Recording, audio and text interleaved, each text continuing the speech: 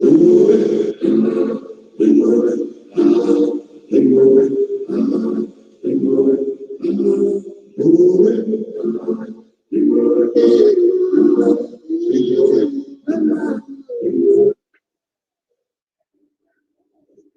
are in a state of emergency. Tragedy. Wrote a song about it? Like to hear it? Here it goes. Free your mind.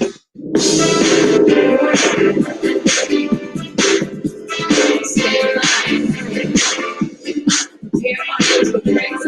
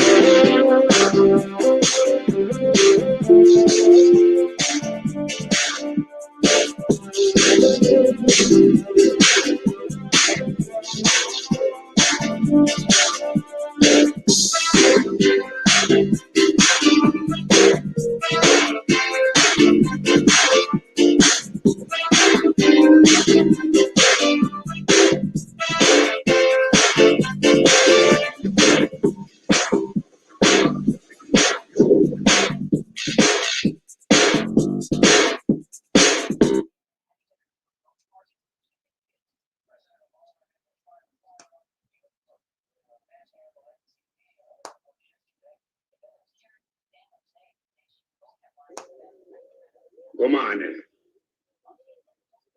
Assemble the people.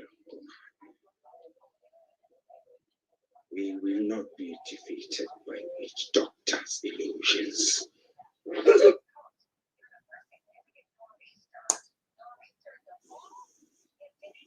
But let me preface my point with this story of Jeanette Salters, who renamed herself Mama Lena Diop, and her sister who named herself Nzinga Jana. They inherited some land, acquired the land in Ghana, and was murdered by the locals. Why? Because they were Americans. A few of the natives didn't feel it was right that foreigners had a right to that land. So, to go back to Africa Negro,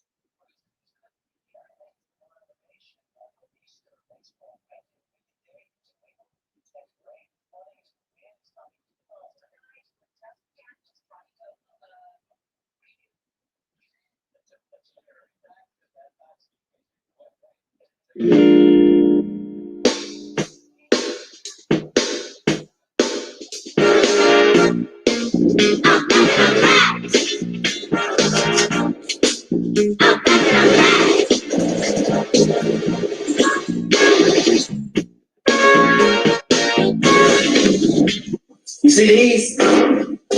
You can't buy these nowhere except from one person who produces them.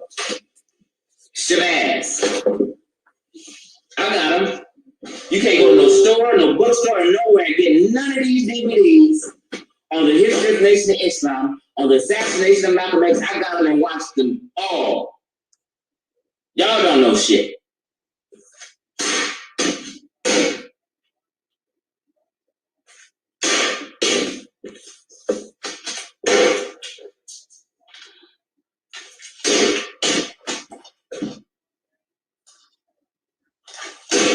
You can't get these nowhere. I know all the information. You ain't seen these?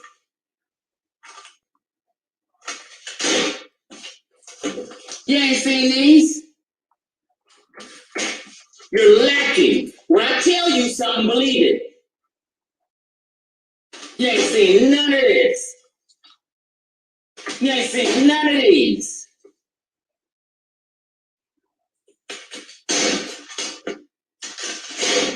Fuck out of here.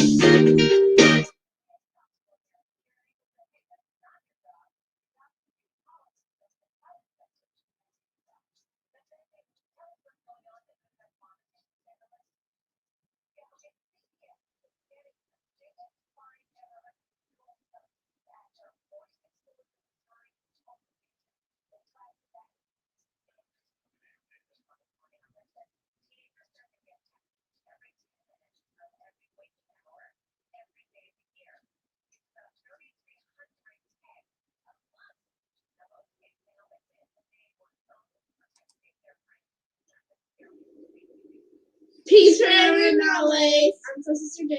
I'm so Sister D. And I just wanted to say thank you for all the people who helped to the medical fundraiser for my uncle Taalik. And it has meant so much to us that you would help, because without you guys, his life would not be possible and we would not be with him today right now. And I just want to say, for all of you that helped and that donated, I would really like to give a big thanks. And I hope I can meet you one day and say thank you in person. I love you guys. And okay. I ordered this book, God is on Trial. I ordered this book from Amazon, and I must say I've read it. It's very well written, very thought-provoking.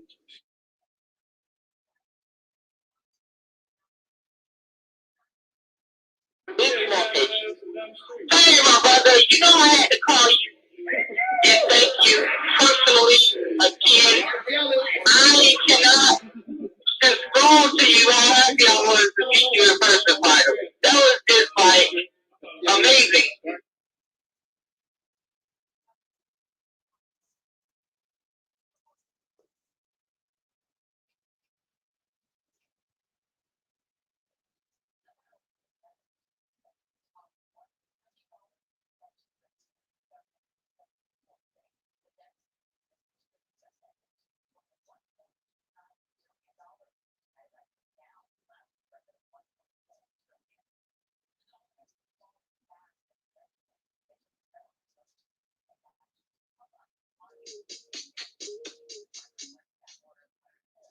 Set in Philadelphia, follow Camille Ebony as she discovers the woman she was meant to be in the blink of an eye, seemingly when her marriage, career, and life are rearranged, when a cool stranger enters the mix.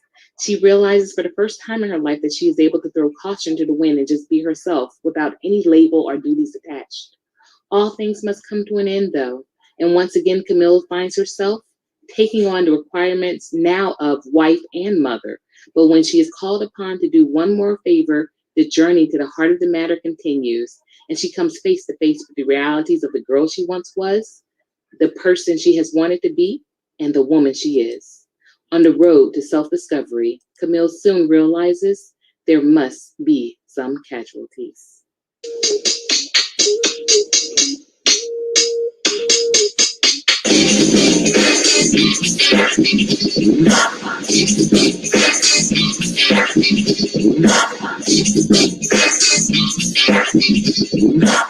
To bring out the perfect harmony, Terry Ellis becomes the first of the divas to offer the world her singular sound. And she does just that on Psychiatric.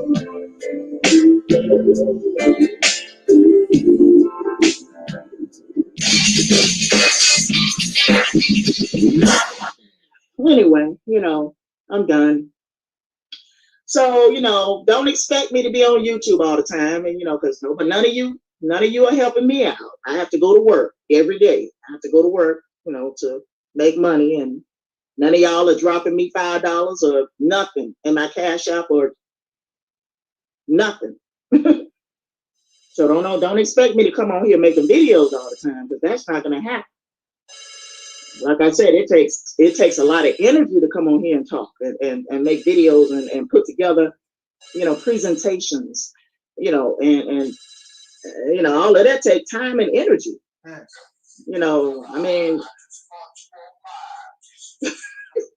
mean, don't expect me to come on here talking and carrying on. Because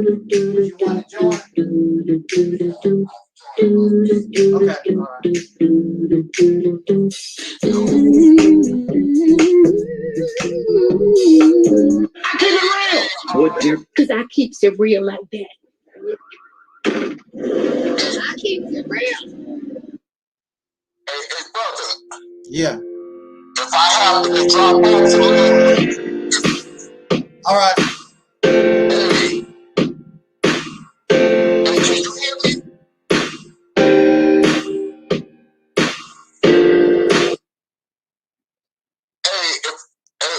If I drop off a little early, it's because I got to get a little study in there before I do this test tomorrow. Okay. All right.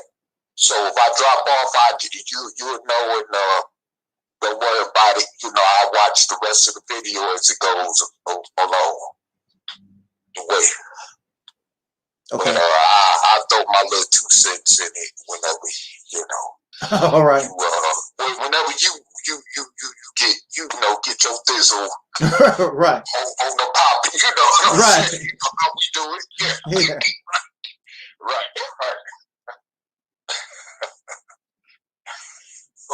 Well, we're getting ready to do that now. All right. Yeah.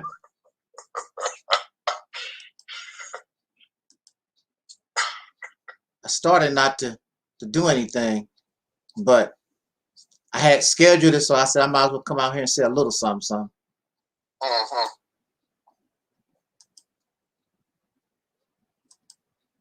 Okay, hold on, let me set this on up here.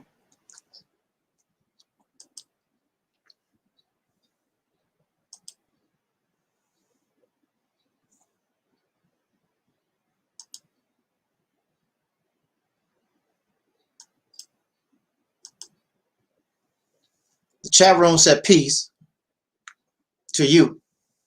Who? Chat room said peace to you. Oh, peace to them as well. Yeah, the deacons is in the house. The Soul Brother 85 and Twin. Oh, okay, yeah. Shout out that I say peace to them all. Yeah. If they can't hear me. Oh, they should be able to hear you. Oh, all right. We're live now. Oh, okay. Yes, sir.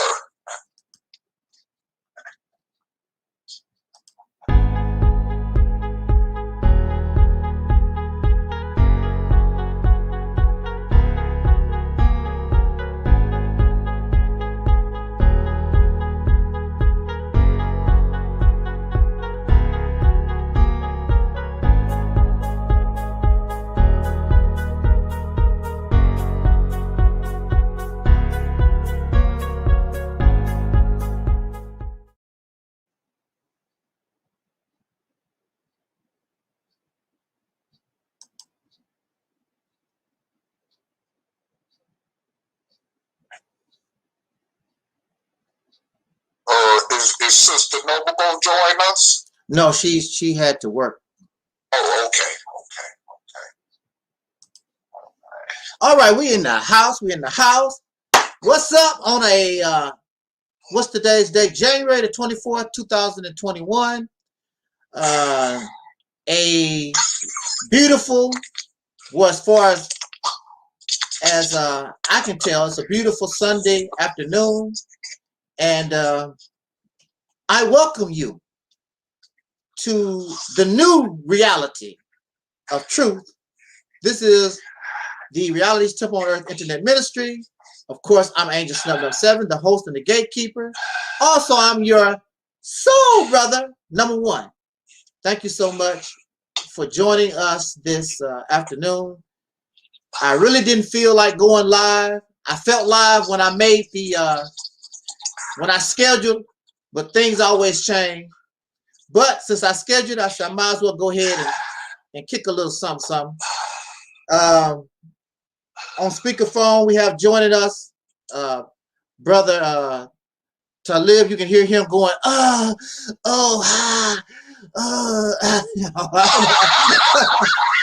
don't know. Maybe, hey,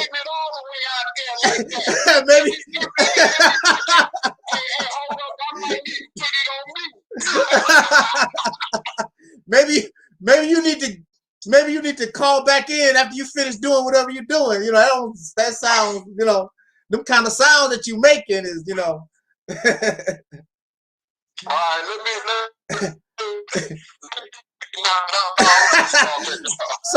so brother 85 said, what the hell is he doing?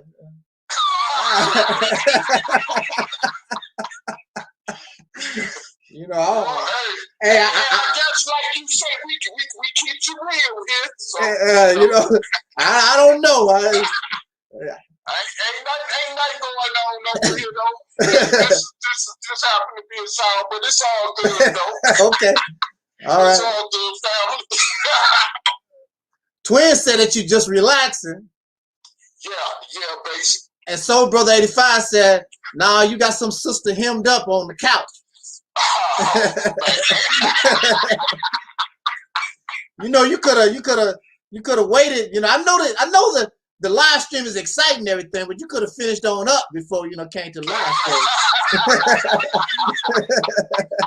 stream.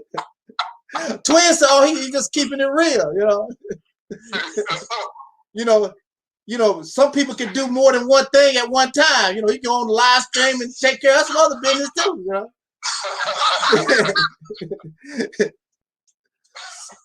So brother 85 said, yeah, he's studying, like wink wink.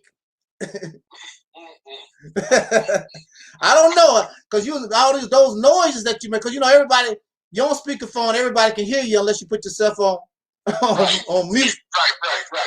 So I'm like, what is he doing? You know, different.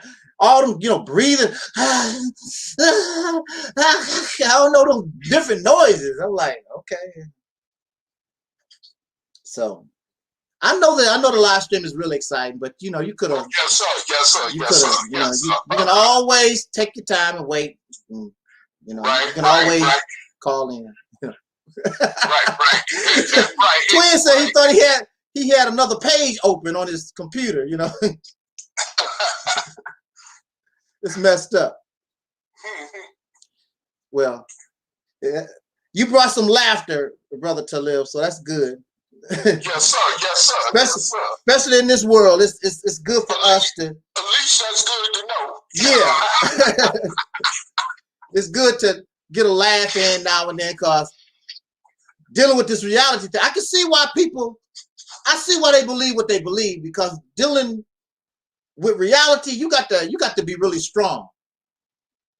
Sometimes I wish I was an idiot and just ignorant, you know, just believing some God and, you know, just believing some of these old fairy tales that we're taught, you know, put you in another world, because this world ain't going the way you want it to go. It simply is not.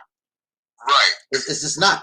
You have to have a strong heart to deal with reality. It's easy to live in la-la land. You know, it's easy to live in dreams. Right. But, you know, dealing with reality is a whole different ball game. It can get really disappointing. And I guess that's the reason why some people commit suicide, because, you know, they're dealing with the reality of it and they just like, the hell with it. You know, I don't want to work with this no more. Right. It's you know, it's just easy to be stupid and ignorant and just living in these made up fairy tale world. That's what happens when we live or experience abuse and exploitation. You know, a lot of people, they go into themselves and make up their own world where they can feel good, even though they're getting beat every day, verbally abused or whatever they're going through. They just make up an imaginary world and they just live in that world. And that's how they survive. We use Jesus. You know, the cracker gave us Jesus. They gave us Jesus, our ancestors Jesus, and gave us these religions and stuff. That help, you know, I don't like making mockery of people in their beliefs because I know it's helping them deal with this reality. It's helping. I mean, I can say, I personally don't need it, but there are a lot of those who just, if it wasn't for religion, if it wasn't for these things, give them hope and faith in a better time. And so for me, it's not about making mockery or nothing like that. I'm just telling you that you're stronger. You don't need those things. You can handle it. And as an adult, we should be able to handle it. Children go inside themselves, and children make up their little invisible friends they play with and whatever. Children do that. And people who are going through abuse and neglect and some type of exploitation. But us as adults, when you become an adult, you shouldn't have to go into yourself like that when we are adults. And I know the world that we live in is all messed up, but it's not messed up to the point unless we are actually physically going through some drama. We shouldn't have to revert to, I mean, some of us are driving Cadillacs and Benzes and we living good. We making six-figure salaries and things. You ain't suffering like that. What the hell did you need an invisible friend for? You don't need that kind of thing. We don't need those things. Why should I use a crutch and I can walk? I don't need it. All I'm saying to many of us, we don't need those things anymore. That was good. Those things served their time, and they was good during that time. A lot of this pro-blackness, Pan-African stuff, that was for that time, for that day. We don't need it. We've grown. You're supposed to evolve and grown and progress. We don't need those things. Yo, you should have healed. See, when I had surgery, when I first was getting ready to get out the hospital, I had to have a crutch, something to lean on. But as I began to heal and get stronger, I don't need that no more. You only should use a crutch or a wheelchair if you really need it. I don't need those things. We don't need those things. But we continue to use those things and act like we handicapped. You're not handicapped. You can run. You can walk. You can stand. You don't need a crutch. You don't need a wheelchair.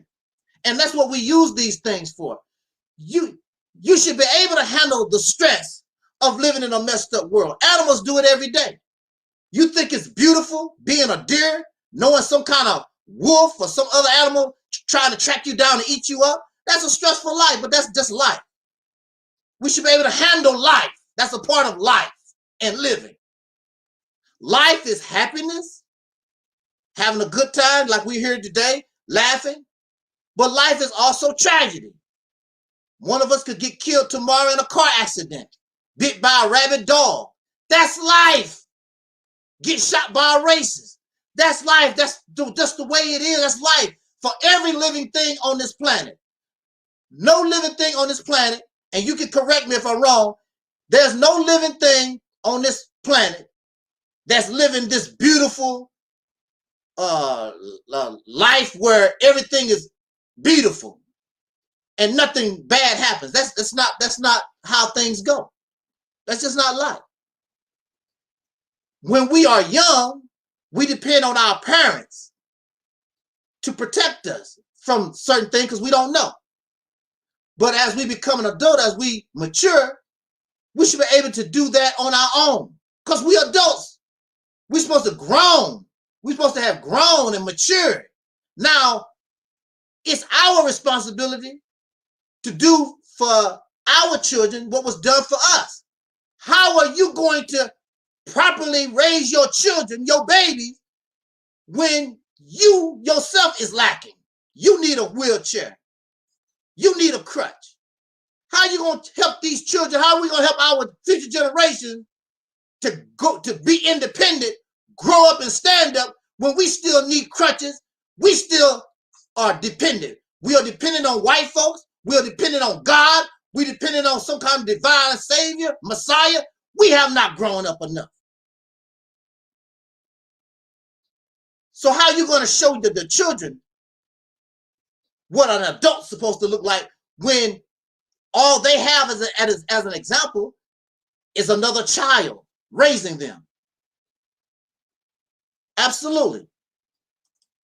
The weak cannot help the weak. That's what Deacon Twin said. And that's true. Only the strong. And what they say, steel sharpens steel. How can we sharpen anybody when we're not steel? We're rubber. We're some kind of weak material. So when you talk about steel sharpens steel, see, you actually can get stronger. And how you doing there, Dart? You actually can get stronger. There are those who don't like Angel Snubbing Up 7, and that's all well and good. But if you hang around me and deal with me, you can only get stronger. You have no choice. You got to get stronger. I'm not going to let you just sit here and be all weak and la-di-da. It's not going to happen. So we get stronger in these things. So we want to get strong here. We don't want to be of the weak. The weak, you can't get nowhere. And those who come to this platform, we can deal and accept reality. All that black talk, that's not real. And you're more than that. You're more than that.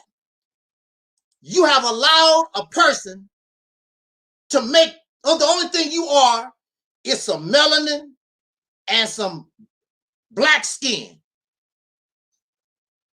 We're more than that. You are allowing them to put you in a box, limit you to some kind of physical pigmentation. We're more than that. And you say that we're more than that. You say that we're God. But you don't act like it. How can you be God and the only thing you concentrate on, oh, my melanin is this, and I'm blackity black and the Africa. That's all you talk about. You limit it in your thinking process. When you claim that you come from the universe, and the universe as we know it is limitless, but you're limiting yourself by putting in your mind and your brain, these things would limit you to a skin color. They done that for themselves because they are happy, relegated to this planet, to this earth, and to rocks. Diamond is a rock, into oil and material pieces of paper that somebody put value. They're happy with that. You said that you're God. So God is beyond the earth. God is the sun and Jupiter and the galaxies. But you can't go out there. You can't deal with that as long as you limit yourself to, I'm black, man. I'm an African, and I'm melanin do this and melanin do that. You're just as bad as the slave master is. You are and have become a racist in training. I said racist, and I did not say that you was a racist because you don't have the power. I'm saying that you are a racist in training. You have the same mindset as those who are your enemies that put us in this condition that we find ourselves in. Now, we want to deal with our topic, but I want to say this before we get into our topic. Then, of course, we're going to pass the mic to our soul brother, Taalik. I want to talk to us about charity. In the opening advertisement, my own promotions before we come to this conversation, this video, Sister Noble was in the video talking about why she haven't done any videos lately. Well, she's tired, been working. But also she complained nobody sends her anything on her PayPal, and nobody sends her anything on her Cash App, and nobody's supporting her in that manner. Of course, we have what her book, some of us have. I want to say this to us. We have allowed, oh man, there was an episode of Good Times, and some of y'all might know the episode I'm talking about. Remember when James Evans found that money and he returned some of it to the grocery store, and the people found out that he turned that money to the grocery store, and they made mockery of his family. And it got to the point where James said, well, I'm glad I didn't give it all back. And he went in his pocket and took all this money out and put it on the table. He kept $2,000 of the money. He didn't turn all the money in. And so there was a conflict in the family because, as you know, his wife was a very Christian woman. Yes, it was. It was a real good episode. So there was a conflict in the family. Florida wanted to give the money back because it's not theirs. They did not earn it. And it's the Christian thing to do. At the same time, JJ and the father wanted to keep the money because we need it. They ain't gonna miss the money, which is true. That little money to that grocery store, like James said, is like a few pennies to me. And then, you know, the Reverend showed up and they was trying to get advice from the Reverend, and even Florida didn't get the answer that she thought would come from the Reverend. They asked the Reverend, what should we do? And he couldn't tell them. They said, should we return it? Perhaps. Should we keep the money? Perhaps. And then he said, well, James said, well, how about giving some to the church? And of course, the Reverend said, you know, God works in mysterious ways, but when it's all said and done, the Reverend wasn't going to let them put that burden on him. That's on you. And the Reverend left. So eventually, to make a long story short, they returned the money to the grocery store. And Florida told James, just because you're surrounded by all these idiots, just because you're surrounded by all these greedy, selfish type people or whatever, don't let them change who you are. So why did I bring that story up? All around YouTube, we have people, not only YouTube, even before YouTube, you have preachers and pastors and all kinds of, not only preachers and pastors, a whole lot of other different kinds of folks out here. And they rip us for our money. We give in charity and they become millionaires and whatever, and they live off our charity. Brother Polite, and they say Young Pharaoh, scam artists. It's a whole lot of them out here. So because of their activity, these preachers and pastors and a lot of these other suckers on social media, I have to pay a price. Sister Nova have to pay a price. Brother Talib have to pay a price. Those of us who are sincere and putting out, as you know, very good, realistic material, we pay the price, because if you give us a dime, what you gonna do with it? You gonna go buy you a brand new car, a house, and all these different things? So I have to pay a price for that. I have to feel shame if I ask, could you help me with my medical fund? I have to feel ashamed. I have to feel guilty like I'm doing something wrong. When the evidence is quite clear, you know what I was doing. I was driving the truck, never asked you for a dime, never brought the subject up. But I had surgery. I'm not working. I don't have what I used to have. I'm supposed to feel ashamed to ask for help. We get to the point now we have to feel ashamed because you got all these parasites and leeches who rob the poor, that take advantage of your good heart. I'm a scam artist because I'm asking you to donate to the Operation Exodus Highway Billboard Fund because we got to find a way to let the people know they have an option. How are we going to let the people know? Got to make up some flyers and pass out the flyers. You got to find some kind of way to let the people know. So I got to feel ashamed. And even though I haven't even taken $1 for the project at all. But I've got to feel ashamed because I'm asking us to do what we claim that we support. And we should pass out flyers. We need the billboard. We need to let how the people going to know? And unfortunately, some things cost money. And the sad thing is the things that we can do for free, we're not doing that either.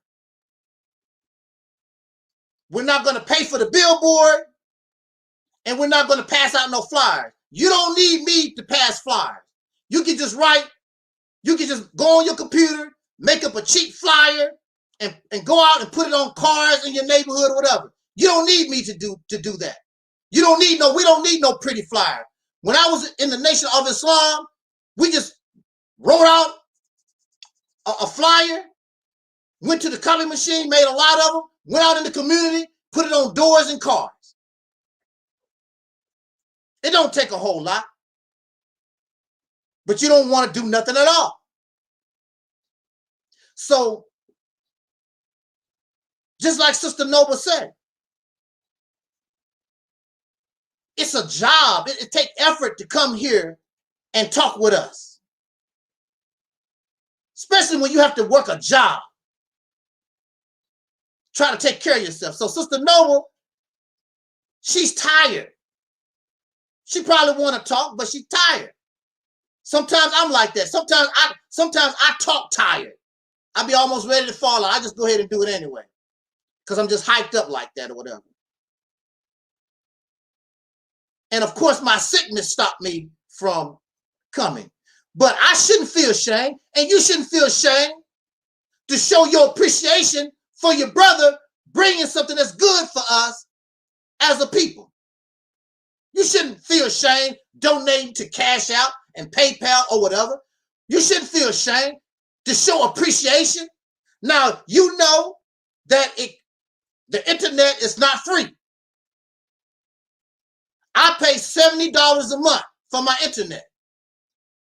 You like the message that I'm bringing.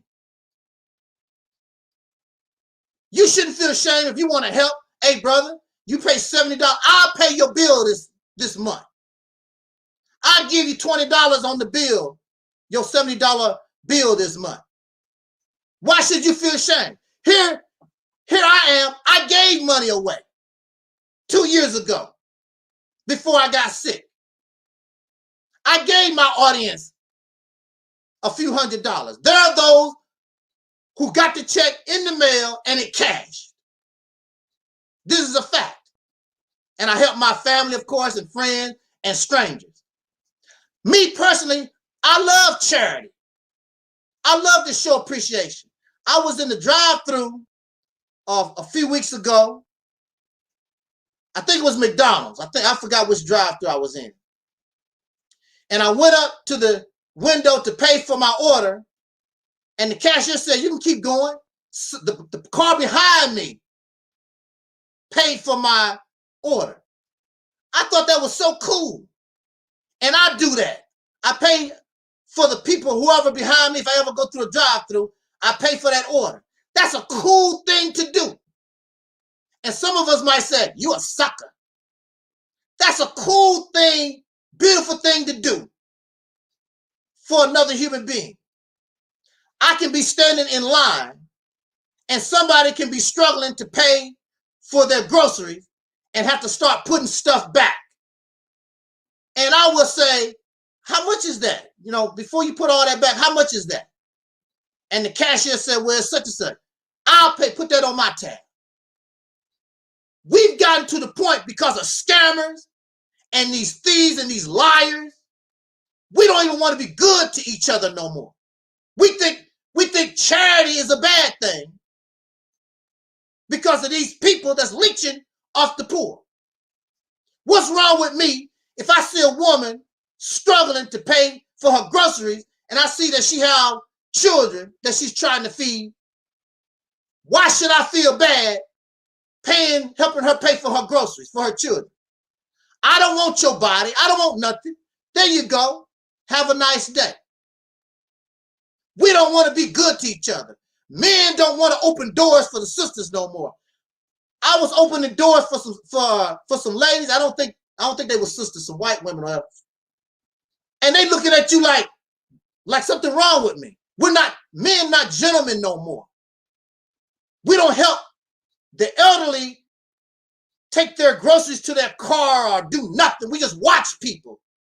We don't help people cross the street when you see they're having a problem crossing the street. We've turned into some monsters.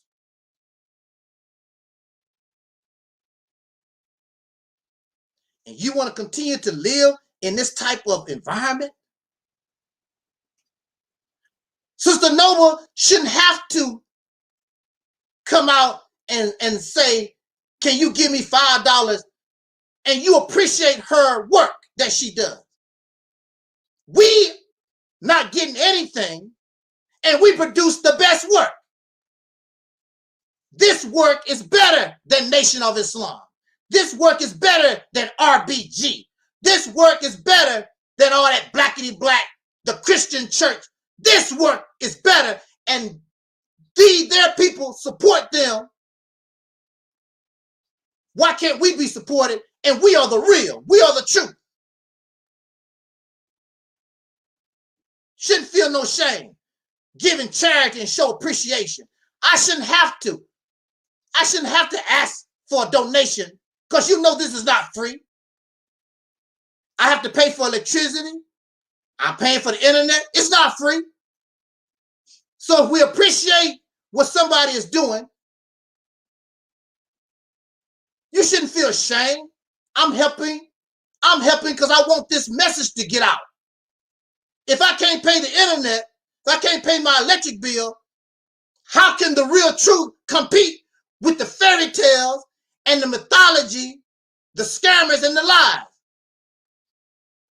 This is a competition. And even though we're small, we carry a big stick.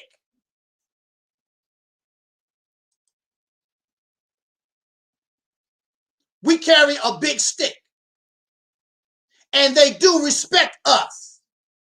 That's why they stay the hell away. And they don't even want their people to know about us. Because people can tell when you're sincere. I don't want your money. I want us to be liberated. I want us to be free. But because of bad apples, I gotta suffer. You got a troll. Ooh, and we smashed that troll. The troll came to my last live stream and whatever. And the troll didn't have nothing to say. They just be making up lies on you. Because they're a bunch of losers and they want you to be a loser just like them.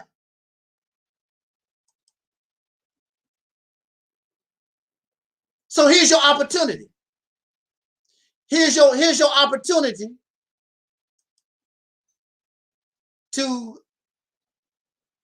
to do or say whatever you feel that you need to say. Didn't say nothing, just left. So what you bothering me for? I'm not scamming nobody. I'm not telling no lies. You can correct me. Matter of fact, that person had corrected me earlier. I didn't argue with them. I found out that I was incorrect to a certain point, and I accepted it and went on by my business. No big deal.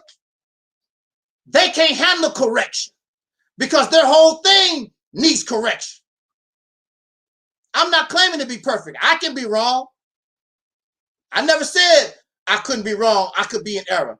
I never make that claim. But I'm not off the deep end. I know there ain't no such thing as ghosts and goblins and the fifth dimension and flying out your body all into the universe and all this spooky stuff that they be talking about. Not into that.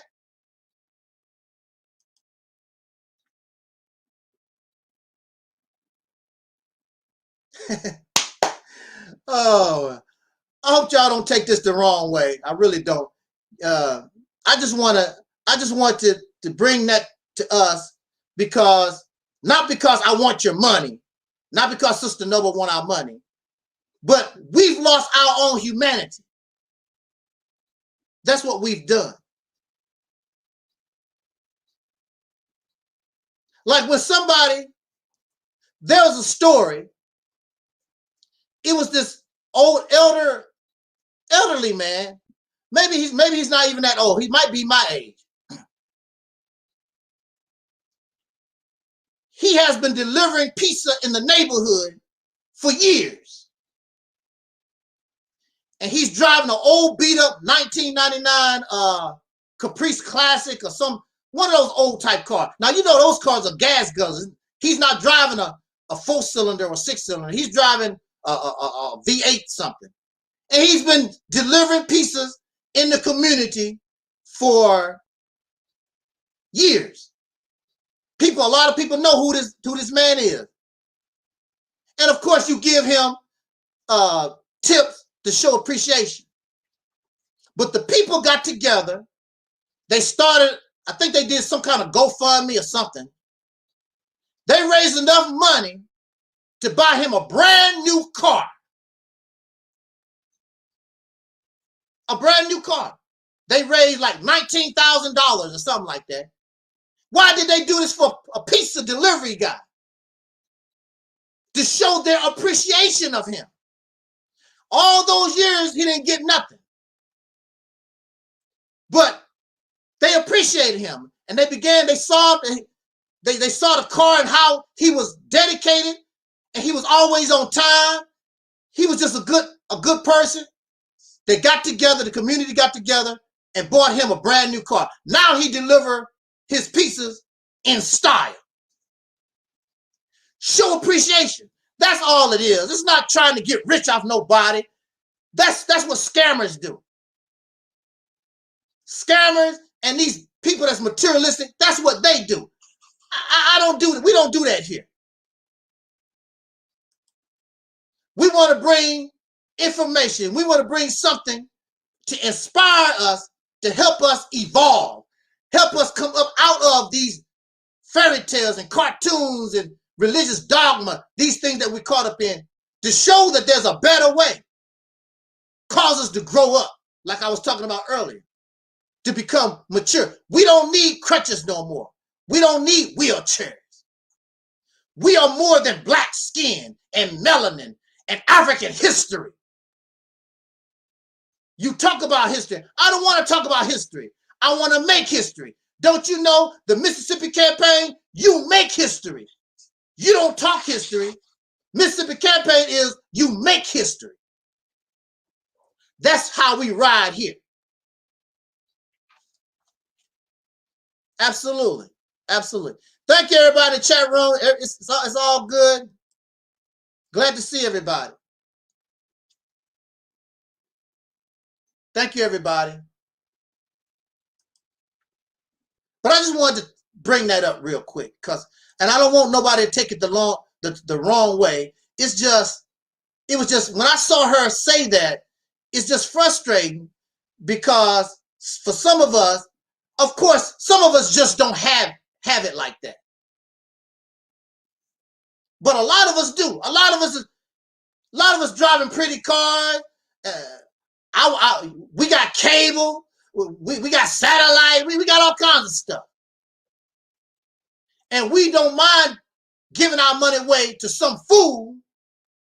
But for those you can see that's sincere, that really striving and trying to help us get out of this condition once and for all, I'm not talking about wait another 100 years.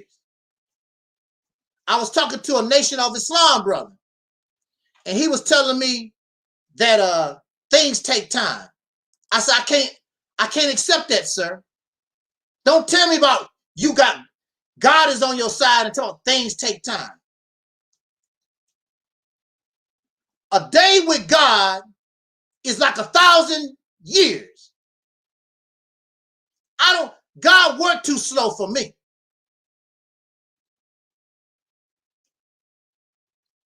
If you waiting on God, you see how fast a bullet can go, and you can see how fast a house can burn down, and all the things that we deal with every day, and you waiting on God, remember, a day with the Lord is 1,000 years.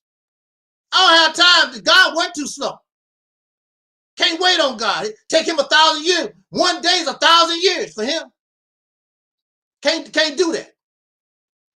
Do you know how many people have lived and died in 1,000 years, and you waiting on God? And he still ain't showing up. Jesus, they've been waiting on Jesus for 2,000 years. And Jesus ain't showed up yet, right? Can't wait on God. Can't wait on the divine, the saviors and the messiahs. We have to be smart enough to use our brain and do for ourselves. And have faith in yourself.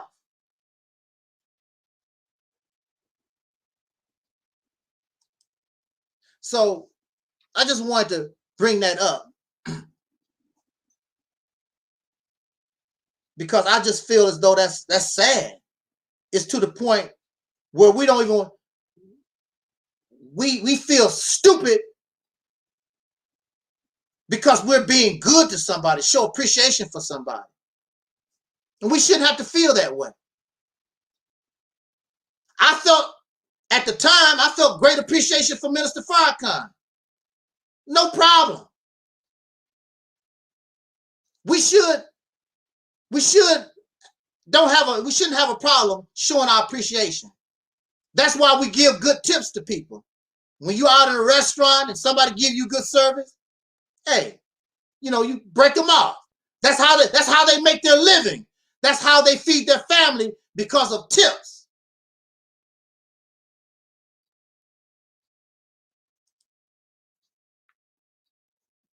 Shouldn't have a problem with helping other human beings, but these scam artists and these preachers taking your money and living the high life and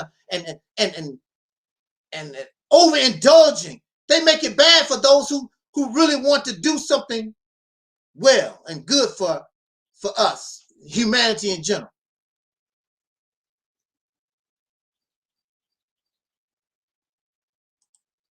Now,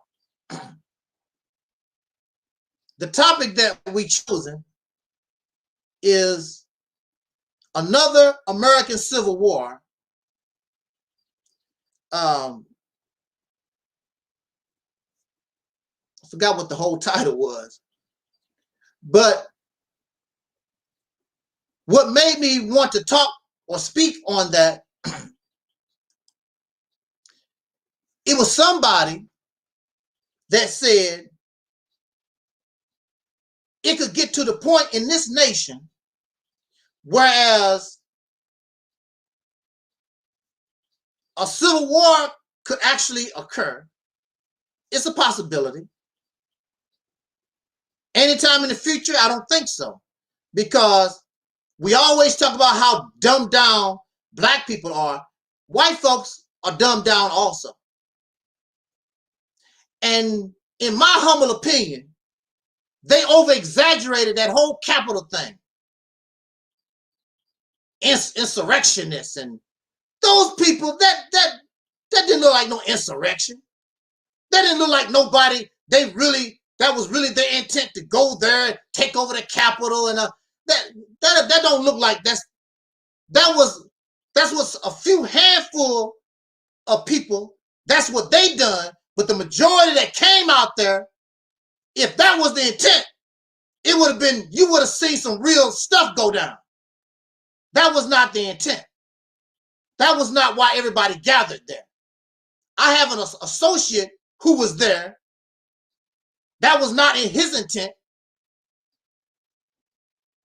You're always going to have those in these groups, whatever. You're going to always have these, these troublemakers or whatever. That was not the intent. If that was the intent of all these people that came there, if that really was the intent, those lawmakers, they wouldn't have had a chance. It would have been over and done real fast. Do you see how many people was there? That was not the intent. They're gonna call, thank you. You're gonna call the actions of this little tiny group of folks. How many people have they arrested? Maybe 20, 30 or less? Look at all them. Well, it was thousands of people out there, hundreds. If their intent was to storm the Capitol, it would have been a done deal. It wouldn't even went that long. You over-exaggerated this crap. Oh, we're going to impeach the president, all that old nonsense. That's not why those people was there. Ask George Washington when they rebelled against the British. Ask them, if you could, what an insurrection, rebellion is really about. That's not what it was. Over-exaggeration of crap. However, it does give us insight into what can happen and the mindset of the people right now. White people. And so a few straggler Negroes that support that, but the mindset of Caucasian people in this country. So they're saying in their comment was, another American Civil War, it could destroy the federal government. Now, they say if this should happen and the federal government is dismantled, that means each state would become independent. You have to operate on its own merit. There is no federal government. So California do its own thing, Mississippi do its own thing. It'll go back to the old days. You can rob a bank in California and get across the state border, and the other state don't have to touch you. Once you cross the border, remember back in the day, before the FBI in this country, if you could rob a bank in Missouri, if you can make it to Illinois, you cool. Because you're out of Missouri jurisdiction. They don't have no say-so in what goes on in Illinois if you can cross the border. So I'm thinking to myself, if this scenario should happen, if this is true, that's right. Texas is always, those people in Texas always thinking about filing and being independent. That talk has always been going on in Texas for a long, long time. If the right situation pop off, oh, ain't no doubt Texas going for broke. Ain't no doubt about that. But look at this. If this is true, then here we are. I've been talking about the Mississippi campaign for 2 years. This will be the 3rd year. If we acted on the Mississippi campaign, we would be 2-3 years ahead of the game. Everybody else will be shuffling, running around. How they gonna do this and whatever? We already got one state. We already in control. We already there. It goes to show how We're not very wise. We're not very smart. We're already ahead of the game with the Mississippi campaign. So we acted upon something before it actually happened instead of being emotional and reactionary. See, if you got to do this because of a civil war, now you acting upon survival. Your survival skills is kicking in, and you're acting upon emotion and reaction. But see, we don't have to do that because we already there. We already took control of this state, and we working on our second state. It reminds me of people that don't have nothing at home, and they wait for a snowstorm.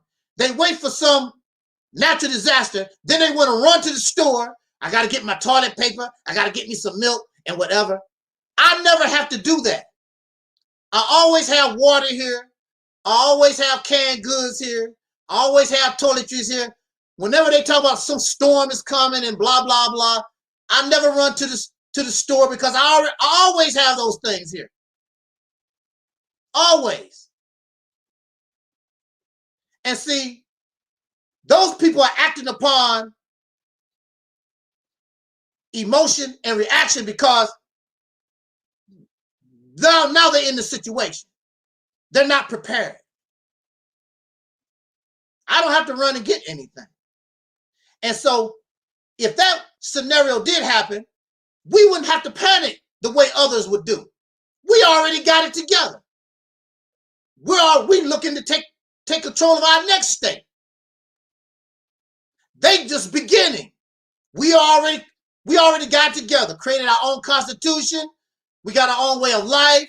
We got our own military, our defense system, our farming system. We got all that straight, already ready to go. They got to start from scratch. We already doing it. And guess what? Guess who they would be looking for as an example to get it together? Somebody that already operating the way they want to. Us. We become the leaders. Instead of the followers, now we become the leaders. We get to show the world instead of the world showing us. You don't want to be in that position, do you? You just want to be old raggedy Negro Pharaoh slave, don't you? You don't want to be nothing, you know. You just want to talk about being God. Talk about it. That's all you want to do. I want to be about it.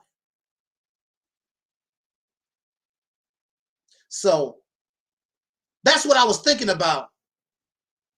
And I'll tell you this. I'm going to say this in my conclusion. I'm going to turn the mic over to Brother Taalik.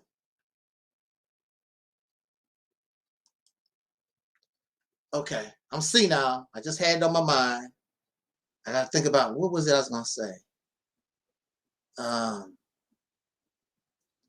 And what was I going to? Oh, yeah. So they're really going to waste time screwing around with Donald Trump. Now, I'm told if they impeach Donald Trump again, he cannot run for president in 24.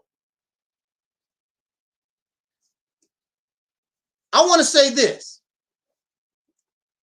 It does not make any difference whether Donald Trump is president or he's not president. It's very clear that Donald Trump influenced a whole lot of people. And Donald Trump, now look, we're talking about a civil war. Donald Trump is in a position where he actually could cause this civil war. He could do it. He could be the catalyst that get it started. Because it's already in the air.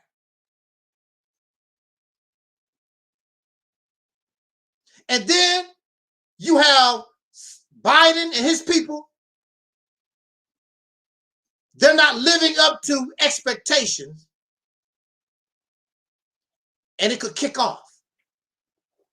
My thing, that's their problem.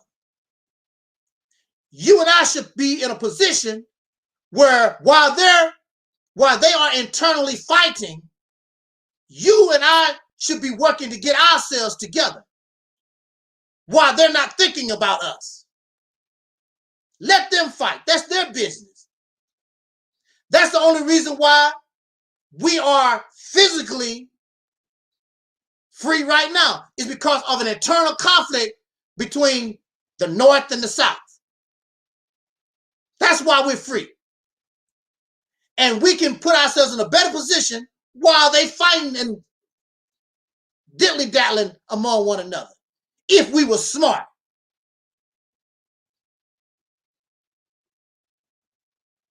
It's a distraction. While they're distracted, we can do our own thing. Because they're not thinking about us. They're thinking about my country I'm losing my rights and whatever other stuff they're complaining about. But our leaders, we listen to people that don't know what to do. They have no idea. They don't know what to do. And we just hear. And I will tell you this. Time waits for no one. Like that brother that I was talking to in the Nation of Islam, for some reason he think you got all the time in the world. No, you don't. Now, if you mentally dead or physically dead, you got all the time in the world, because when you dead, time no longer exists. So it don't make any difference because it don't exist. A dead man don't care what time the bus get to the bus stop. Don't care. Time they don't need it. And when you mentally dead, you don't care. Always late for the bus. You know that bus comes at 7:30. Why are you always there at 8 o'clock? Always running late. You're mentally dead. Those who are alive, every animal, every life form on this planet is in accordance with time. They do things in time. If you don't do things in a certain time, there's a punishment. When the wildebeest baby come out the womb and fall to the ground, that wildebeest baby knows it has a certain amount of time. It's going to have to get up on his legs, jump around, and be able to run within a certain amount of time. Because if that wildebeest baby don't do it, those lions and hyenas, they can smell the birth. They can smell that a baby was born. And by the time they get there, if that baby ain't ready to run and go, it's good as 8. We are living in this type of situation where we think that we got all the time in the world. Oh, brother, we was in slavery 400 years. It's going to take time. Now, that ain't how things work. We might have run out of time already. I don't know. I don't know. We might have run out of time right now as I speak. But we're going to keep trying because we know that time waits for no one. So we're going to have to, again, the dead and the mentally dead, they don't have no respect for time. People keep telling me they got all the time in the world. That's not how things work. When a baby is in the mother's womb, the time for the baby to come out is 9 months. If the baby is late, there's a problem.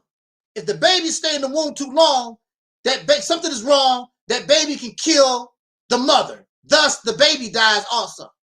Then also you have premature birth. Being born too early.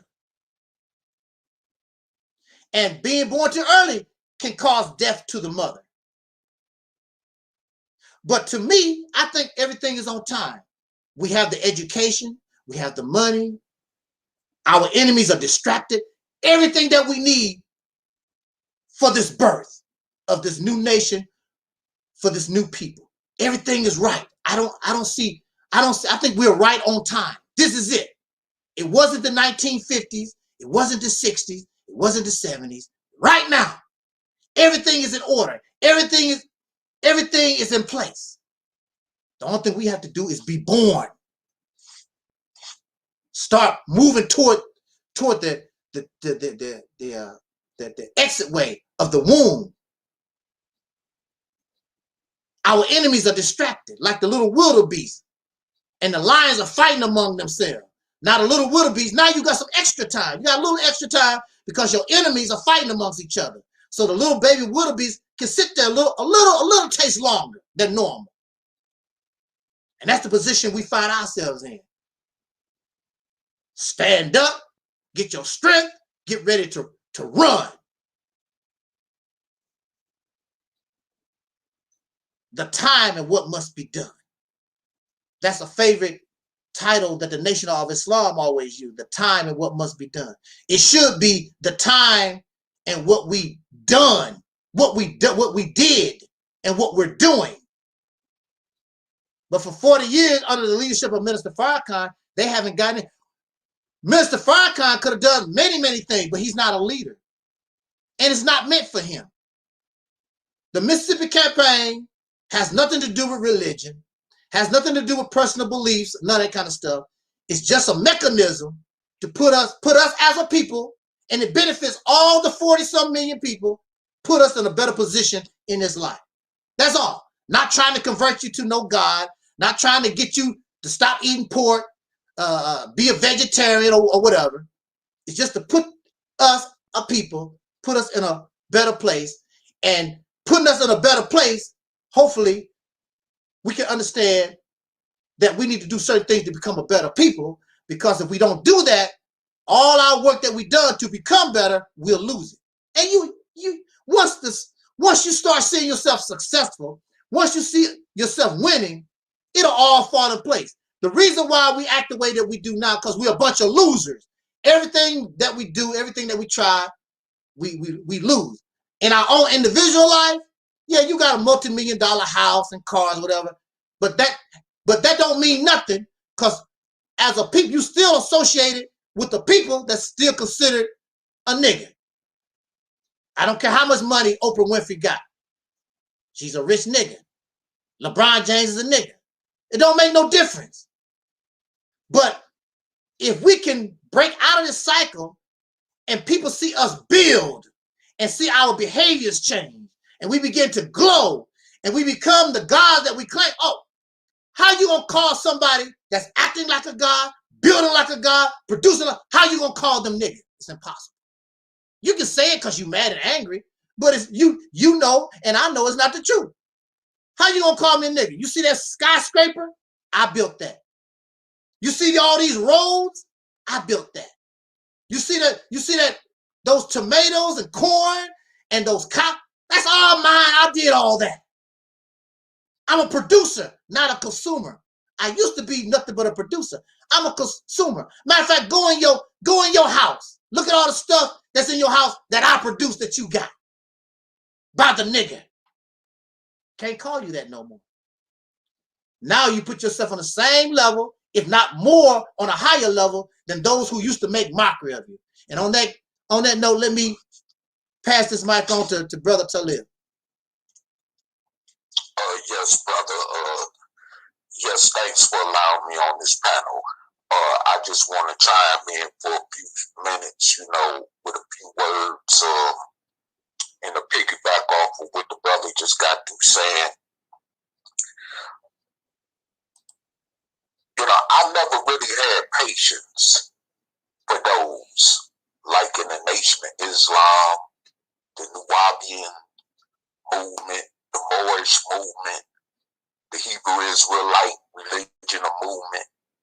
I never had any patience for that, because the mentality is that,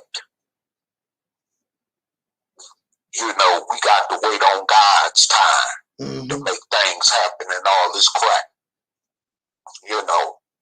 we have to wait on God or some angelic being to come out the sky to make it possible for us to be free. And long as we got that mentality, we still gonna remain in a subservient position that we are in as a people. And regardless of what's going on around us, even if America fall, because the Caucasian is going through their own internal issues with themselves, that don't mean that's going to benefit us. Right. You know what I'm saying?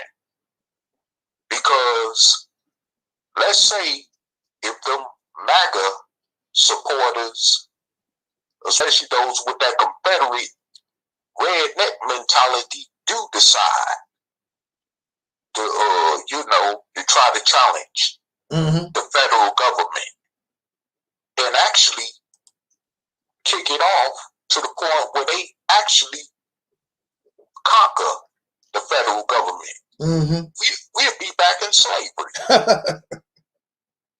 What you think the Civil War was about? Keeping us in slavery. You see, so, I mean, and even if the Russians or the Chinese or the Iranians, had the power to take over this country militarily, let's say, we'll still be the N-word. Yeah. Because that's how they look at us too. And they wouldn't even have no special place for us other than probably a mass grave. Because they really wouldn't even want nothing to do with us. You know what I'm saying? They wouldn't waste their time with us like the Caucasian did for over 400 years. So the reality of the situation with that is that if we don't do something right now, not in the future, not in the near future, but I'm talking about right now, to secure our liberation, especially by taking control of a state where we be ahead of the game, and when we get to popping off, where everybody's scrambling around, wondering what they got to do, we won't be left behind. We'll be far ahead of them where they can't even touch us. Right. See, so, we got to think on that level at this point. You've seen, even with the so-called black politicians we got around the country and in Washington, D.C., that it's not making no difference for our plight. You see what I'm saying? Because they still on slave masters' payroll.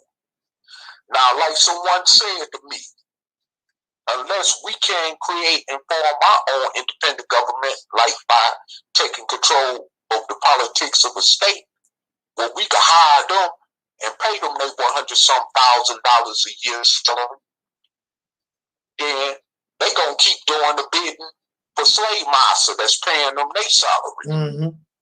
You see, this is why even Elijah Muhammad said, "Don't trust black politicians in America."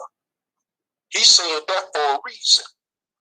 So, I mean, this is the situation we still find ourselves under, and even worse now.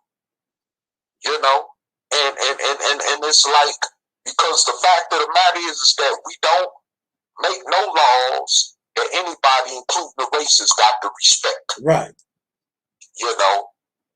So we are in a no-win situation, period. And because we're so pathetic amongst each other, with all the ignorant self-hatred and all this other crap we going through amongst each other, we can't even unite because of that. So that leaves us as an open, vulnerable target. And whatever happened to us at that point, we 1,000% will deserve it. And matter of fact, like I heard somebody say the other night, we might as well go into extinction. You know? I mean, it really, I don't, you know, because we are in a subservient slave-like condition still. Right. Just because we left the cotton field plantation or the sugarcane plantation, we're still 3/5 of human, which is still in their Constitution of the United States. Go look it up. We still don't know white man have to respect the rights of a black man, as it said in the Dred Scott Act, which is still on the law books today in the Constitution of this country. Go research it.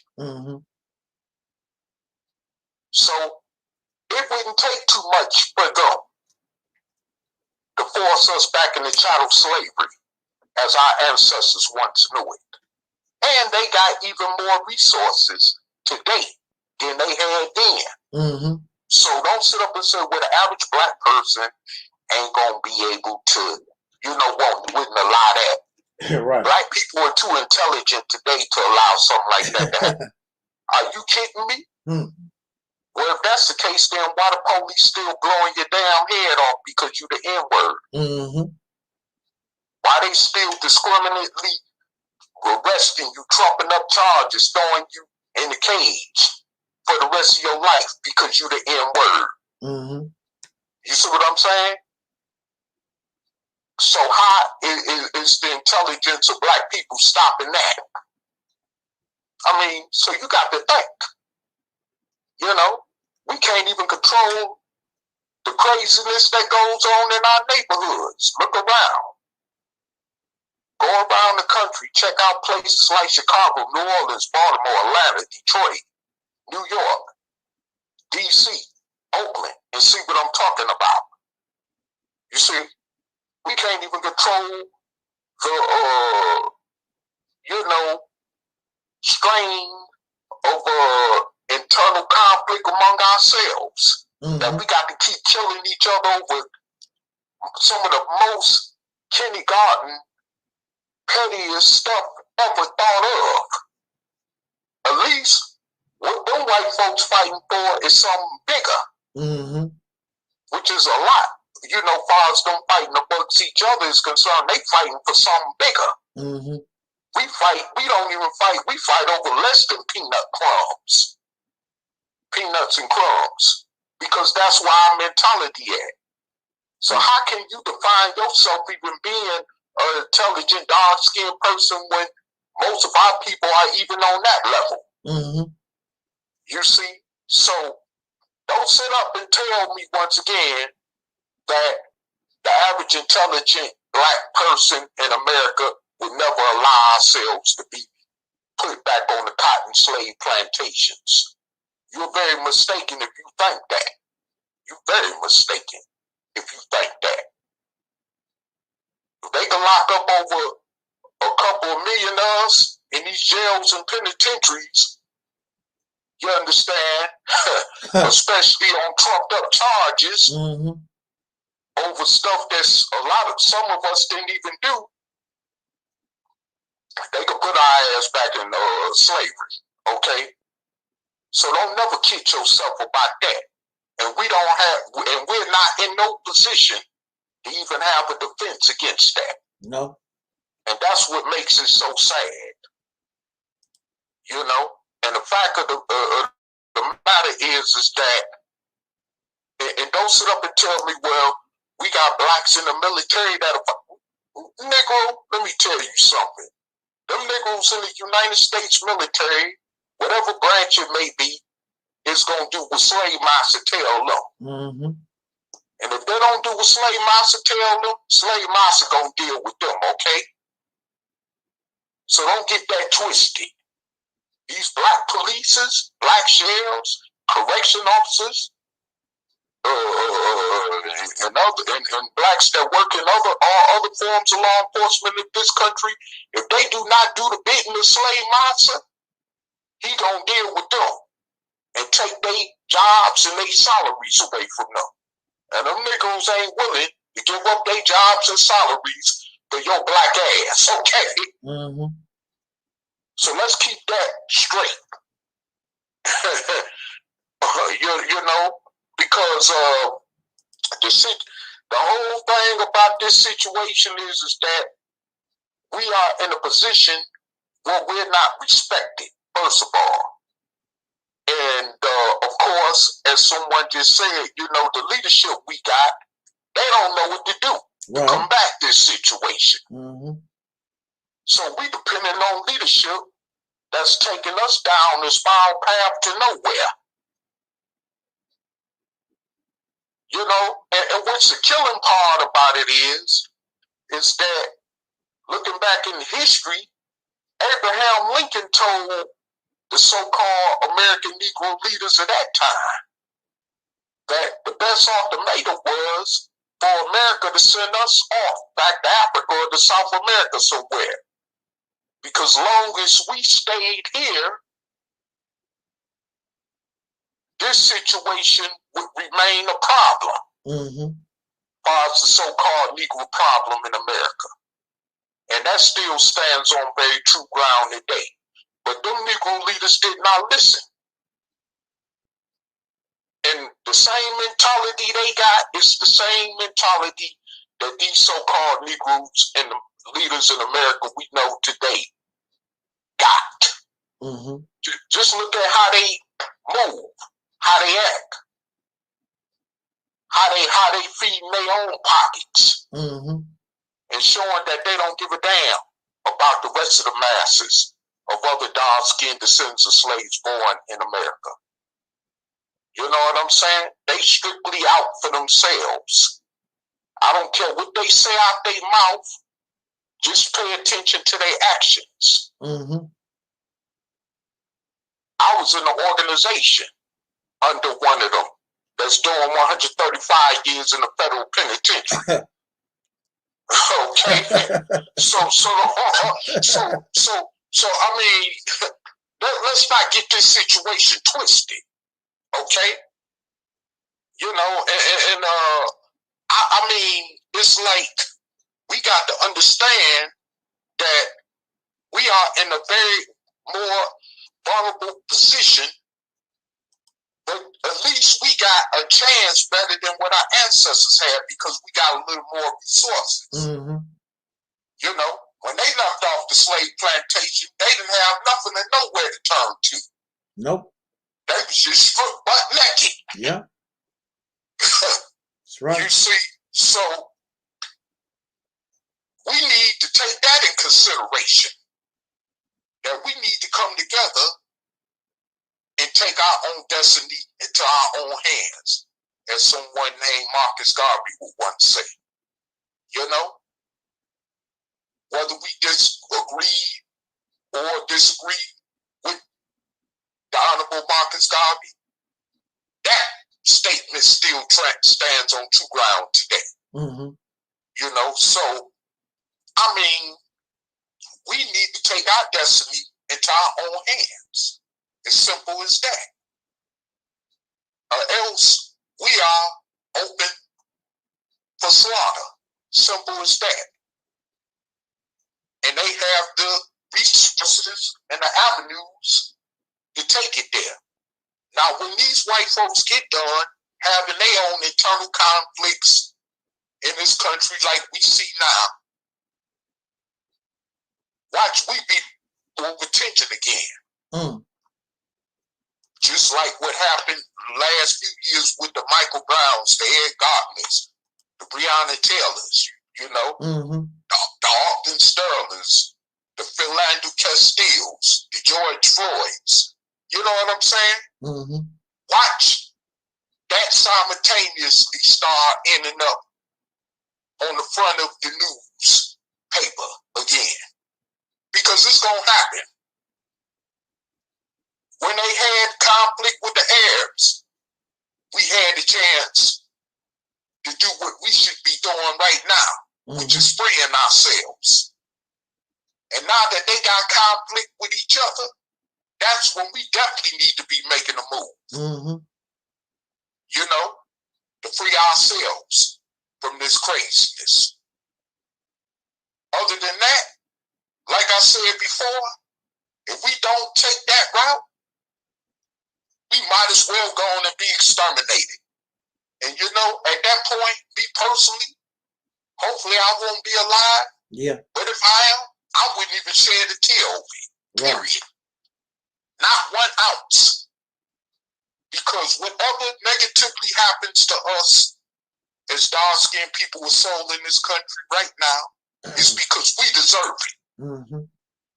We don't have no excuse to keep remaining in this predicament that we are in as a group of people. I ain't talking about on no individual level. I'm talking about collectively as a group of people. We don't have no business remaining in the position that we are in now. Just like someone spoke about Oprah Winfrey, LeBron James, Michael Jordan. You know what I'm saying? Serena Williams, Floyd Mayweather, you know? Mm-hmm. Beyonce, Jay-Z. You know what I'm saying? And the list goes on. Right. You know? If we show them people that we are about serious business, they can lend a helping hand with their resources to help us get this moving faster. Well, we'll be in the position of leadership, like someone said, and not being a damn follower. Right. Like we've been for over 400 years. Now going on 500 years. Yes. You know? So, I mean, all we got to do is do what we need to do and stop all this petty beefing and hating one another over nothing, basically, which is usually over nothing. You know, because I could go through 1,000 scenarios about what black people kill each other over, which I ain't got time to do that, of course. Kill each other over $1. Yeah. Yeah. Shoot each other over $1. I saw it in Kansas City, Missouri some years ago. Yeah. Yeah, over $1. Rob you for $1 and then still shoot you. Yeah. Over $1, not over 100, 1,000 or 100,000, but over one single dollar bill with a slave master's face on it called George Washington. And then shoot you after they take it. That's how our mentality has become. You know what I'm saying? And you know, the whole situation about this is that that mentality even getting more worse.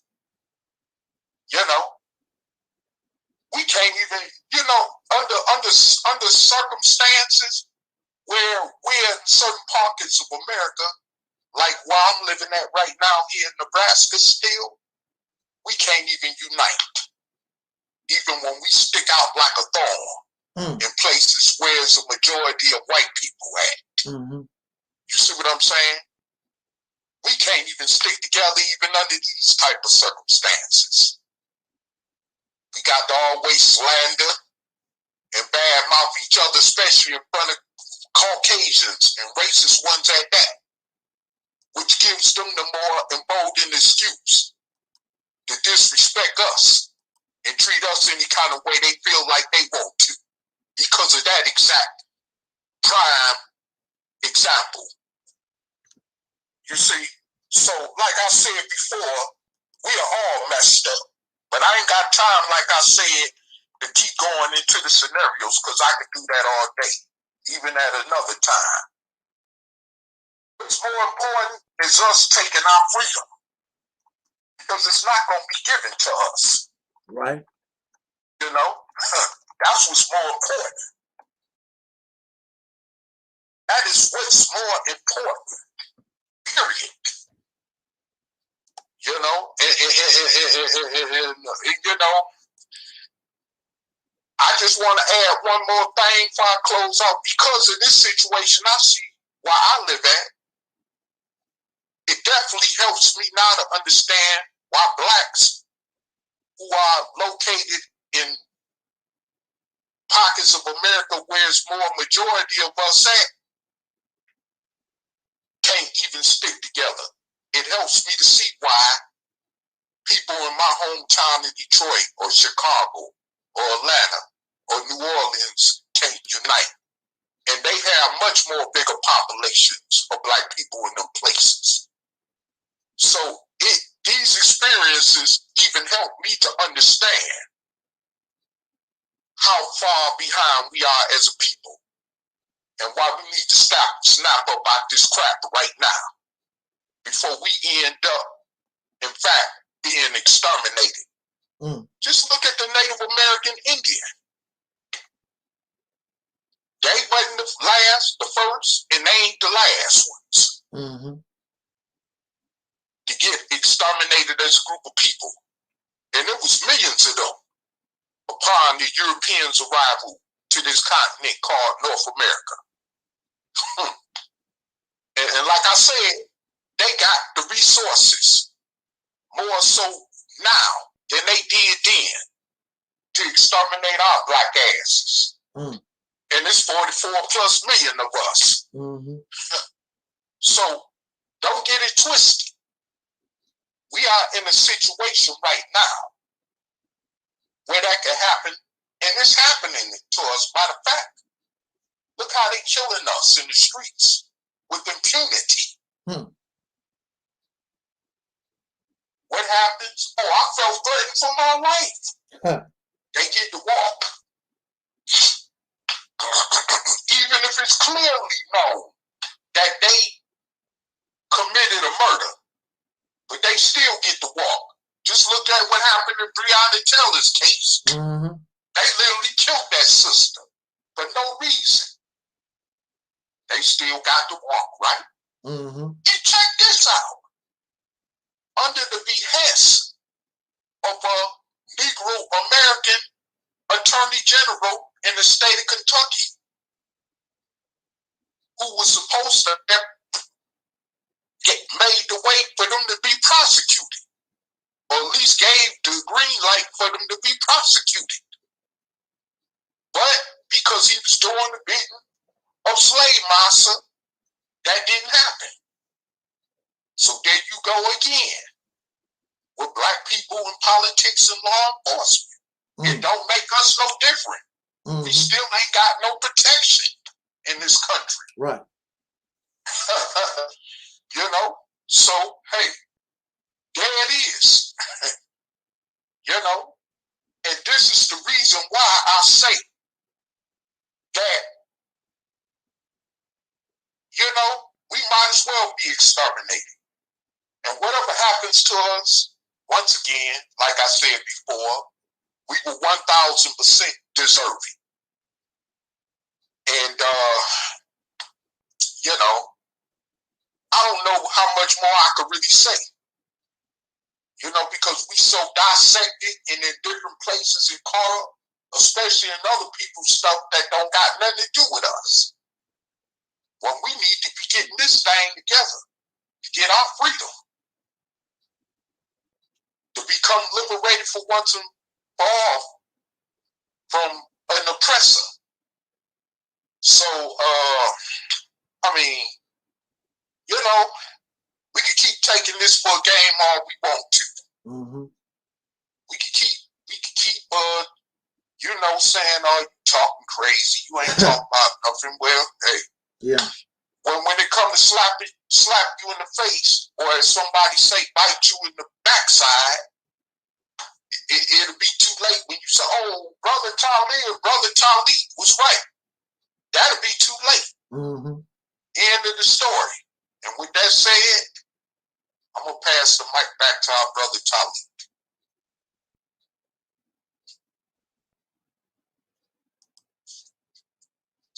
Okay. Well, Brother Talib brought it all the way to the conclusion.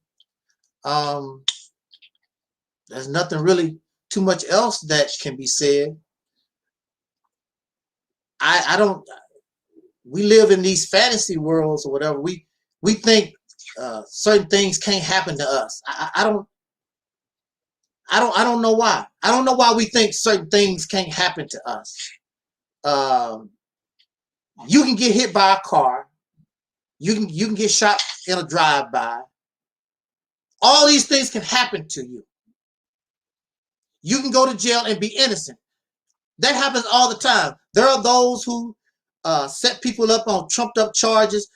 You can be put in a situation. Do you think that in my wildest imagination, do you think that I ever thought about, oh, I could end up in the crazy house? That never came in my mind. Matter of fact, that crazy house, that building, I used to pass by it all the time. The way they got it set up, it blends in with the community. And it looks like a school or something, but it's not. It's not a school. I used to pass by that place all the time. Never in my wildest dreams I would have ever thought I'd be living there for 10 years. Ain't no way. There was a white guy that was in there with me. And because he did not want to associate with the people in the jail, he was in jail because of a parking ticket. And instead of paying the parking ticket, he said, I'll just do my time. So he was in jail on a parking ticket. This is a white guy. While he was in jail, doing his time on a parking ticket, one of those crazy psychiatrists from that place came in there and interviewed him, and then came to the conclusion that he had some kind of mental problem. They took him out of the regular jail, took him to the crazy house. And they have the right to hold you for 90 days, giving you an evaluation. Oh, and this was because of a parking ticket. This was a parking ticket. This white guy lost his job. And who knows else, because he's not paying his bill for 90 days or so. He's in a messed up situation over a parking ticket. There was nothing wrong with that man. They needed to find anybody they could because that place, it was getting empty. So they need to find somebody to fill those beds up. That's what it was all about. And when they get desperate, they couldn't find no Negroes. They found a white man. They don't care about you, white man. See, a lot of these Caucasians think they care about you too. No, they don't. They do not care nothing about the middle class. They do not care nothing about the poor white people. I've seen them get done dirty also in that place. If they can't get a Negro, somebody, whatever, they don't mind. They don't mind messing with their own. You ain't nothing but white trash as far as they're concerned. They don't middle class trash. And see, that's a joke. That's a feel-good thing when you call somebody middle class, because most of these people not middle class, because they spend their money. They live, most of these white people live way beyond their means. They living from paycheck to paycheck, and they make good money. But see, they want to live as high as possible. Most of the stuff that a lot of these Caucasian people, middle class people got, that stuff not paid for. It's on credit. Because they want to be more than middle class. They want to be rich. So you know how it is. So they spend way beyond their means. And that's why they end up killing their mother and father to get inheritance money, or their wife or whatever, because they living way beyond their means. Now for you and me that make a few pennies, people are like, wow, they living good. You know, that's hip. Not for them. When they middle class, that's a feel good thing. So that you can say, well, I'm not rich, but I'm not poor either. Yeah, but really these middle class folks, they might as well be poor because they overspend. Ask them. They'll tell. Some of them will tell you. A lot of the things, they don't own them. They don't own their houses and stuff. Back in the day, they used to buy cheap houses. These people are making this little money, and they buying $500,000 houses or whatever. They're not buying these little 1950 type houses and things. They really trying to live uppity in their middle, this middle class thing. And it broke his hell. So they don't care about them. And they don't care about, of course, they don't care about the poverty stricken And see, that's where Donald Trump really messed up, because the poverty-stricken white folks thought that Donald Trump was going to come out and help them a little bit, and Donald Trump didn't do what they thought that he was going to, that he promised or gave them the illusion he was going to help them, didn't do it. So he started messing up his base. That's why he ended up in trouble in the Republican Party. That was part of the problem. And he paid a price. He said, Donald Trump said, you really are a loser if you lose to Joe Biden. Who's the president? Okay. With that said, thank y'all for listening. I want to thank Brother Taalik for coming, joining me, and helping me with this topic. And of course, thank the deacons, Soul Brother 85 and Twin Pyramid, for always being here with us, and those also stopping by in the chat room. Those who are listening, I want to send a shout out, of course, to my Facebook family, and a shout out to, of course, the Sister Nova. She couldn't make it. She got to work because y'all not donating to a Cash App. You know, you're not donating to a Cash App and a Facebook. She complained about that. That's all right. You know, but you know, she has to work. So right now I'm still on sick leave, so I'm doing all right so far. I thank you for your help in my medical fundraiser. I thank you so much for that. If things go right, I might be able to get back to work middle of May or something like that, maybe something like that. That's what I'm shooting for. I hope so. I'm still not going to be well, but I should be well enough. I hope that I could get back to work. So on that note, thank you everybody. And until next time, I don't know when that's going to be, but like I always tell you, time waits for no one, and tomorrow is not promised. So I will come out here as much as possible to come and be with you as much as possible, because tomorrow is not promised to nobody. So as Don Cornelius always say in parting, I wish us love, peace, and soul. We out.